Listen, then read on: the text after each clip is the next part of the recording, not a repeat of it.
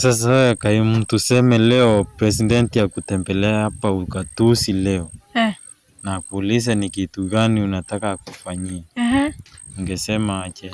Mi nataka ninunulie mashini ya kubrand vifaranga. Iko sawa na hiyo? Iko sawa na hiyo, mi tosha. Sasa wewe kwa hii maono ya kuku, kwani uko na maono gani na kuku? Nataka kukuwa mkulima mkubwa kama yeye. Mkulima wa kuku?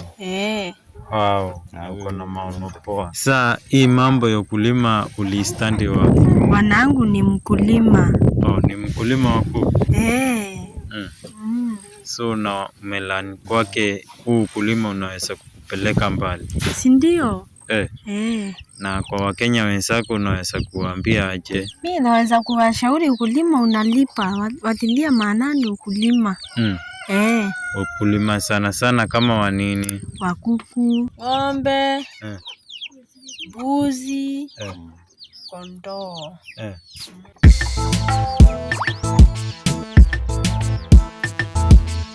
Yeah man, Peacemaker, nimekuja kuwakilisha vijana kwa vipaji, vijana kwa mpaji. Tuna hustle, tuna hustle.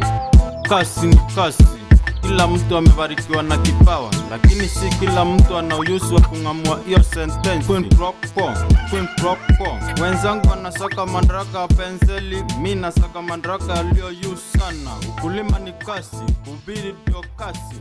Kasi ni kasi, vijana msipague kasi. Dunia nzima tuna kasi ni kasi. Hata ukulima ni kasi. Para siku ya kiama usiku ukandana. Yeah man.